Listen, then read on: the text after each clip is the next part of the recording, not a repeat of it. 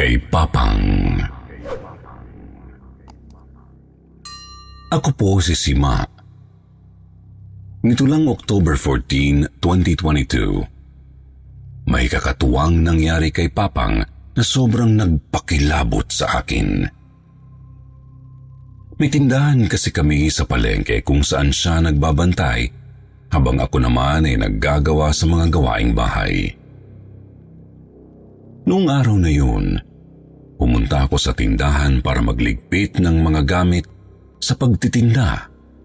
At nang matapos ako ay iniwan ko sina Ate Jen at Papang na nagkukuskus ng kanilang kuko. Nang makauwi si Papang at kumakain ng pananghalian, nagkwento siya na mayroon daw pumuntang babae sa tindahan at bumili ng mga paninda namin. Yung mga sabon, fabric conditioner at Korean luncheon meat. E di ako syempre tuwan-tuwa kasi nakabenta siya ng marami. Hapon noon, napansin kong matamlay si Papang. Kaya maaga akong nagluto ng hapunan para makakain at makapagpahinga siya. Kahit kami naman ng anak ko ay nakatulog din ng maaga matapos kumain. Naalimpungatan lang ako nang marinig kong may tinatahulan ang mga aso namin. Hindi nakatali ang mga aso namin, nakakalabas-masok sila sa bahay. Kaya bumangon ako para tingnan kung ano yung tinatahulan nila. Kasi hindi sila tumitigil, parang galit na galit din sila. Akala ko nga pusa lang. Nagising na rin si Fon, anak ko. Pinipigilan nga niya akong huwag nang lumabas. Pero kailangan ko ring silipin. Kinuha ko yung pamalo na nakatago sa gilid ng cabinet namin at pinailaw ang flashlight ng cellphone ko. Marahan kong binuksan ang pintuan para hindi gumawa ng ingay. Saka ko tinanglawan ang labas. Mas nagtahulan ang mga aso nang makita nila ako. Ako naman ay natutok kay Papang na nakatayo sa harap ng estante na nasa harap ng kwarto niya. Mga 3 metro ang layo niya sa akin. Hindi ko maunawaan pero naririnig ko siyang bumubulong. Tinawag ko siya at sinabihang matulog na. Pero hindi man lang siya lumingon sa akin. Lalabas sana ako pero nagsiangilan yung mga aso kaya saglit na napatingin ako sa kanila. At nang ibalik ko ang tingin kay Papang, napasigaw ako at mabilis na isinara at nilak ang kwarto. 1 metro na lang ang layo niya sa akin. Nakakatakot ang matatalim niyang mga mata habang bumubulong ng hindi ko maintindihan. Napalundag ako sa kama nang marinig kong may bumubulong malapit sa pintuan. Nagkumot kami agad ni Fon at nagdasal hanggang sa makatulugan na namin. Kinabukasan, natatakot pa akong lumabas ng kwarto dahil sa nangyari noong gabi. Pero nang tinawag na ako ni Papang na bumangon na at mag-almusal, doon ako lumabas. Naabutan ko siyang naghahanda na papunta sa tindahan. Ibinili niya sa akin ang lulutuin sa tanghalian at ang lalabhan kong mga damit niya, saka siya umalis. Hindi ko nakakitaan na may ganap sa kanya nung gabi. Pakiramdam ko tuloy, panaginip lang yung nangyari. Nagluto na ako ng pananghalian nang matapos akong maglaba. Habang nagluluto, nag-browse ako sa social media. Nang may dumaan sa feed ko na nagpapatulong kung kilala ba namin yung nasa picture kasi nagnakaw raw ito at binudol-budol ang lola niya. Ako naman bilang concerned citizen ay nakita ko sa post ay sinare ko ito at nag-browse ulit. Nawaglit na sa isip ko ang nangyari nung gabing nagtahulan ng aso namin. Kaya naging maayos naman ang araw namin hanggang sa dumating ulit ang hapon. Umuwi na namang masama ang pakiramdam ni Papang. Kwento niya noong kumakain kami para daw may mga naririnig siyang bulong sa loob ng tenga niya. Sabi ko naman, baka may pumasok na insekto, kaya ganun. Nag-volunteer pa ako na titingnan ang tenga niya at pumayag naman. Habang kinakalikot ko ang kanang tenga niya ay napansin kong may sugat ito. Kaya hindi ko na itinuloy na linisan. Nang tingnan ko rin sa kabila ay ganoon din, may sugat din. Malansarin ang amoy ng mga tenga ni Papang siguro dahil sa sugat. Kaya ganun. Sinermonan ko pa siya na huwag na siyang gumamit ng palito panlinis sa tenga kasi nga nagkasugat na. Sagot naman niyang hindi na siya gumagamit ng palitong panlinis ni hindi pa nga raw niya nililinis ang mga tenga. Nagsimula lang daw na magkaroon ng ganun kahapon. Kaya masama ang pakiramdam niya at may naririnig daw siyang mga bulong. Linggo kinabukasan kaya walang bukas na klinik. Kaya Lunes pa mapapacheck up si Papang. Sabi naman niya, kaya pa naman daw niyang tiisin. Naniwala naman ako sa mga sinabi niya at hinayaan ko na siyang magpahinga. Hindi pa kami natutulog ni Fawn at nagkukulitan pa. Nang marinig kong kinakalmot ng mga aso yung pintuan ng kwarto ni Papang. Kako, baka nakulong na naman ang aso sa kwarto niya at gustong lumabas. Kaya naman lumabas ako para buksan sana yung pintuan, pero bumungad sa akin yung 4 na aso sa tapat ng kwarto ni Papang. Nagsimula silang magsitahulan nang marinig ang pagkalmot sa loob ng kwarto niya. Doon ako nilukuban ng takot. Ayokong buksan yung pintuan ni Papang. Natatakot ako sa maaari kong makita o mapakawalan mula sa loob ng kanyang silid kapag binuksan ko ito. Agad akong bumalik sa kwarto namin at nilak ang pinto.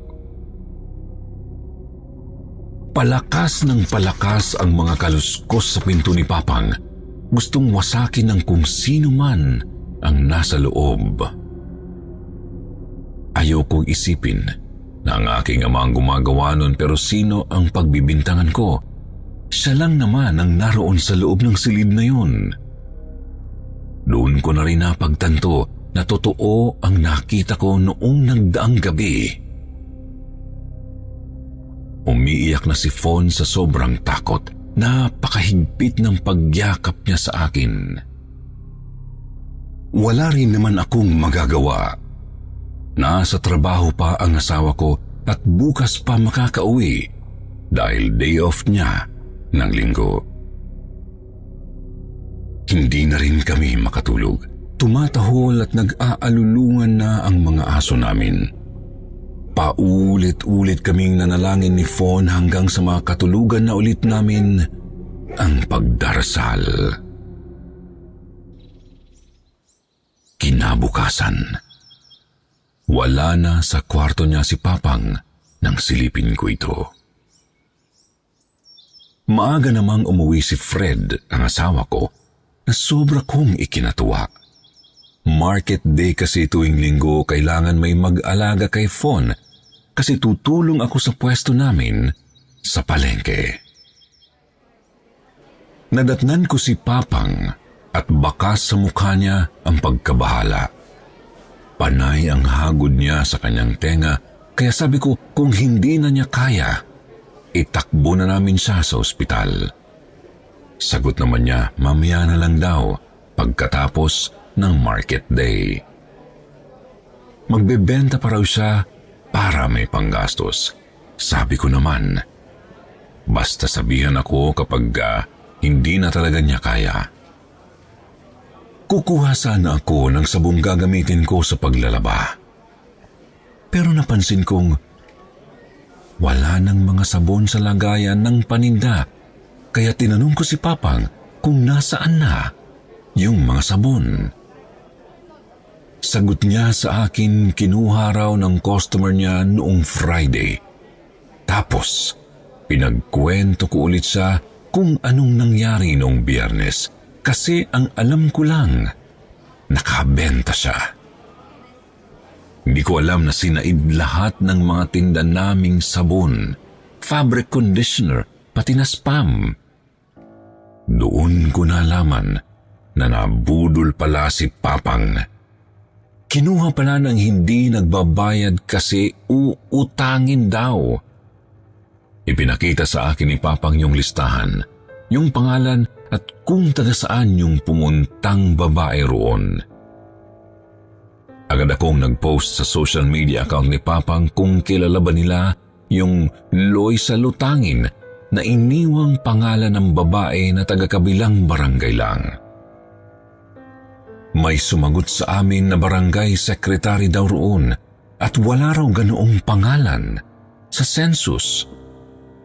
Doon na ako kinabahan. Nabudol si Papang. Hindi ko alam pero biglang sumagi sa isip ko yung nag-post sa social media noong isang araw kaya muli ko yung binalikan sa shared post ko. Mabuti lang talaga at hindi nagbura yung nag-post. Tapos ipinakita ko kay Papang kung yung babaeng yun ba ang pumunta sa tindahan. Sabi niya, yun nga raw. Tinawagan ko agad ito sa messenger pero hindi ako sinagot. Kaya itinipa ko na lang ang mga sasabihin ko, buti na lang. Nag-reply ito agad. Humingi ng pasensya sa hindi pag-angat ng tawag dahil may trauma raw ito. Ikinuwento ko ang mga nangyari kay Papang. Nanindig ang mga balahibo ko sa sinabi niyang hindi lang daw magnanakaw ang babae dahil may itim daw itong kapangyarihan. Kung gusto raw namin ay sumama kami sa kanila para ibalik ang bulong na ginawa sa lola niya at kay Papang. Wala kaming inaksayang panahon. Agad kaming lumuwas papunta sa bahay ng nabiktima rin na babae. Pagkarating doon, inesplika ng manggagamot sa amin kung anong nangyari. Nabulungan daw si Papang kaya raw nakuha nito ang loob niya at ibinigay ang mga paninda namin.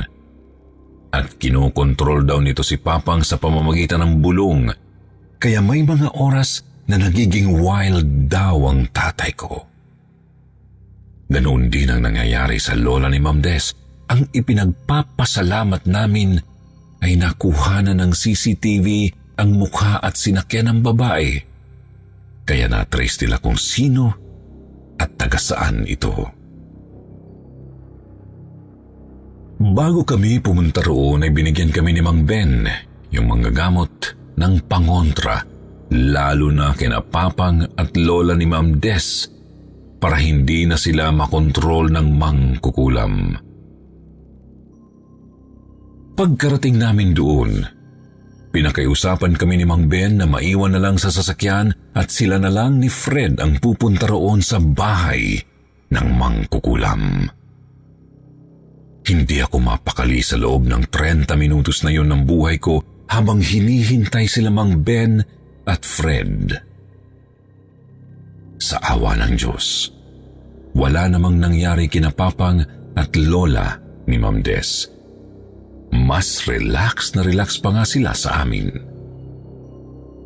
Nakahinga ako ng maluwag nang dumating na sila Mang Ben at Fred. Sabi ni Mang Ben, mainam daw nakakilala ni Fred yung mangkukulam at may tsansa itong ibalik ang bulong.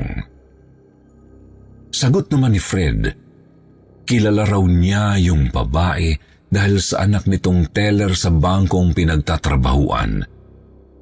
Dumadalaw-dalaw raw doon yung babae at dinadalhan ng pagkain ang anak.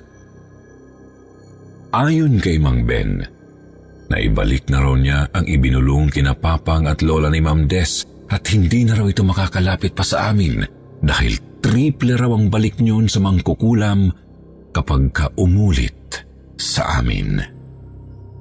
Nagsampan rin kami ng reklamo sa barangay tungkol sa ginagawa nitong pambubudol at pagnanakaw sa amin. At salamat sa Diyos dahil nagbayad siya sa mga nakuha niya sa tindahan namin. Ngayon ay ayos na si Papang. Naipatingin na rin namin ang mga tenga niya sa EENT at healthy naman daw siya.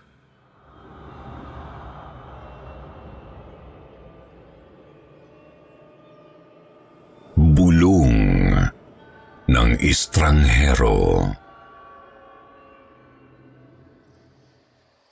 Itago niyo na lamang po ako sa pangalang Agnes. 20 anyos ako noong manilbihan bilang kasambahay sa Sampaloc, Maynila. Taga-probinsya ako at dahil bago pa lang, ay hindi ko pa kabisado ang lugar na aking pinagtatrabahuhan. 2 lang ang lugar na pinupuntahan ko sa tuwing lalabas ng bahay. Sa palengke kapag uutusan akong mamalengke dahil malapit lang ito sa bahay ng amo ko. At isa naman sa simbahan na isang sakay lang naman ng jeep. Tuwing day off ko kasi ay nagsisimba ako. Nang minsan na inutusan ako ng amo ko para mamalengke ng lulutuin naming ulam, nangyari ang karanasan kong ito na hindi ko inaakalang totoo palang may ganoon sa Maynila. Naglalakad ako papunta sa palengke. Huminto ako sa gilid ng kalsada dahil naghihintay ako ng kasabayan sa pagtawid.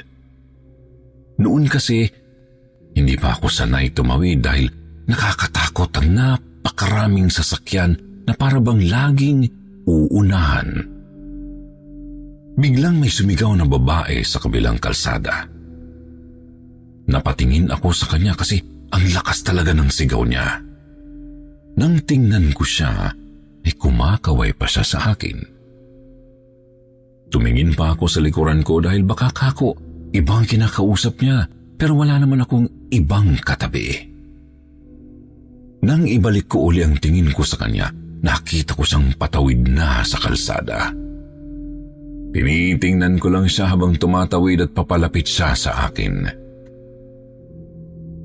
Nang makalapit siya sa akin, bigla niya akong hinawakan sa braso at ngumiti siya sa kanya sinabing, siya raw si Debbie, ang kaibigan ng amo ko. Napakunot ang noo ko nang sabihin niya yun kasi nagtataka ako kung bakit niya nalaman na may amo ako. Tapos sinabi niya, tinawagan daw niya ang amo ko pagkaalis ko raw ng bahay. Sinisingil daw kasi niya ang amo ko noong nakahiram ito ng pera nang minsang pumunta sa kanila. Nag-iisip ako ng oras na yon kasi nga may pera naman ang amo ko dahil abogado siya. Kaya bakit siya manghihiram ng pera? Papadalhan daw sana ako ng amo ko ng pera para ipambayad sa kanya. Kaya lang daw ay nakaalis na ako ng bahay. Kaya sinabi na lang daw ng amo ko na abangan ako dahil pupunta nga ako ng palengke. Kunin daw niya sa akin ang pera na pamalengke ko saka daw ako pabalikin para bigyan uli ng pamalengke. Dahil nag-iisip ako sa mga sinabi niya, sinabi kong uuwi muna ako para tanungin ang amo ko tungkol sa mga sinabi niya. Bigla niya akong hinawakan sa braso at pinigilan. Ang sabi niya sa akin, tumingin daw ako sa mata niya. At saka ko raw sabihin na nagsisinungaling siya dahil nakikita raw sa mata kung nagsisinungaling ang isang tao. Habang nagsasalita siya, parang nag-e-echo sa tenga ko ang mga sinasabi niya na tumingin ako sa mata niya. Bigla ko na lang naramdaman na para akong namanhid at nakatulala lang pero gumagalaw ang katawan ko. Tiningnan ko siya sa mata at naririnig ko pa ang sinasabi niya na ibigay ko raw ang pera kasi nagmamadali daw siya. Parang namamanhid ang katawan ko noon at nabablangko ang utak ko. Nakikita ko siyang nakangiti sa akin. Marami pa siyang sinasabi sa akin at hindi na pumapasok sa isip ko ang lahat ng yun. Kusa na lang gumagalaw ang katawan ko na para bang sinusunod ang mga sinasabi niya. Kinuha ko ang perang pamalengke sa aking bulsa at saka iniabot sa kanya. Mabilis niya itong kinuha at saka nagpapasalamat pa sa akin. Hindi ko alam kung paanong sumasagot pa ako sa mga tanong niya, kagaya na lang ng tanungin niya ako kung ano raw ang pangalan ko at kung ano raw ang pangalan ng amo ko. Ibinigay ko sa kanya ang lahat ng impormasyon na tinatanong niya. Umaalingaw-ngaw pa sa tenga ko ang mga salita niya at napapasunod ako nito. Hanggang sa magpaalam siya sa akin dahil nagmamadali raw siya. Sumakay siya sa jeep at kumaway pa siya sa akin habang nakangiti. Sinabi pa niya na ikumusta ko raw siya sa amo ko at salamat daw sa bayad nito sa inutang. Tumango-tango lang ako habang nakatitig sa kanya. Nang makalayo na ang jeep na sinasakyan niya, biglang umabog ang dibdib ko. Nanginginig ang katawan ko at hindi ako mapakali. Natatandaan ko pa ang mga nangyari. Pero sobra akong nagtataka kasi napasunod niya ako. Mabuti na lang talaga at maliit lang ang halaga ng pera na dala ko nung araw na yun. Bumalik agad ako sa bahay at palihim na pumasok ng pintuan. Naliligo noon ang amo ko kaya hindi ako napansin na umuwi na. Kinuha ko na lang ang naitabi kong pera at yun ang ginamit kong pamalengke. Hindi ko sinabi sa amo ko ang nangyari sa akin dahil natatakot ako sa sasabihin niya. Alam kong nabiktima ako ng bulong at hipnotismo na dati ay akala kong hindi totoo. Pero nalaman kong mayroon pala talagang ganoong tao. Mula noon nagiging magugulatin na ako kapag nilalapitan ako at kinakausap na para bang pabulong. Bigla na lang kumakabog ang dibdib ko. Inuunahan ako ng takot na baka maulit na naman ang nangyari sa akin. Minsan kahit ang amo ko ay nagtataka na rin sa akin dahil daw nagiging magugulatin ako. Isang gabi, napanaginipan ko yung babae. Nakangiti siya at kinakausap ako. Takot na takot ako habang nagsasalita siya. Nakangiti siya at parang inosente pa ang muka hanggang sa naging iba na ang itsura niya. Matalim na ang tingin niya at nagagalit na. Sinisigawan niya ako dahil pinipilit niyang kunin sa akin ang pera. Ibigay ko raw ang pera ng amo ko. Paulit-ulit niyang sinisigaw ito at nanunood sa tenga ko ang boses niya. Nagising ako nang biglang may humawak sa braso ko. Ginigising pala ako ng amo ko dahil mukha raw akong binabangungot. Sumisigaw raw ako ng tulong. Pawis na pawis ako nang magising. Takot na takot ako. Kaya naikwento ko sa amo ko ang karanasan ko nang ako ay pumunta sa palengke. Dahil nga medyo matagal na rin yun kaya wala na rin nagawa ang amo ko. Ipinakausap na lang niya ako sa kaibigan niyang doktor para sa counseling dahil mukha raw akong natroma. Hindi kaagad nawala sa akin ang takot. Binabalikan pa rin ako ng mga panaginip. Minsan nga ay kahit gising ako, bigla na lang akong nakakarinig ng mga pagtawa, kaya napapalingon ako, pero wala namang tao. Minsan din naririnig ko na tinatawag ang pangalan ko, pero wala naman akong ibang nakikitang tao. Minsan ay nagpunta ako sa Quiapo Church para magsimba. Maaga pa nung magpunta ako kaya wala pang gaanong tao. Ang naroon lang ay ilang mga tao na nagdadasal. Naupo ako sa dulong upuan Nagdasal ako ng taimtim. Nang matapos ay may tumabi sa akin na isang ale. Tiningnan niya ako ng maigi na para bang kinikilatis. Bumalik na naman ang takot ko. Bigla akong tumayo para umalis. Nagbigla niya akong hinawakan sa braso. Hinila ko ang braso ko. Takot na takot akong lumabas ng simbahan pero hinabol niya ako. Hanggang sa makarating kami sa may kalsada. Napatigil lang ako sa paglakad ng mabilis nang tinanong ako ng ale kung nabulungan daw ba ako. Napalingon ako sa kanya dahil nagtataka ako kung paano niyang nalaman. Nakita ko na lang nakatabi ko na siya at sinabi niya sa akin na huwag raw akong matakot. Hindi raw siya masamang tao at tutulungan daw niya akong gamutin. Hindi pa raw naalis ang dasal na ikinapit sa akin nung bumulong sa akin. Inaya niya ako sa maliit niyang pwesto sa gilid ng simbahan. Nagtitinda siya ng iba't ibang uri ng langis at mga halamang gamot. Hindi niya ako tinanong kung ano ang karanasan ko dahil sabi niya, unang tingin pa lang daw niya sa akin, alam na niya ito. Kaya raw agad niya akong nilapitan nang pumasok sa loob ng simbahan. Ipinasulat niya sa akin ang buong pangalan ko sa papel at dadasalan daw niya yun. Nung una ayaw ko pa dahil baka maulit na naman ang nangyari sa akin. Pero ang sabi niya, wag daw akong matakot at magtiwala daw ako. Hindi raw maaalis ang bulong kapag hindi tinanggal. Baka raw ikabaliw ko kapag hinayaan ko lang.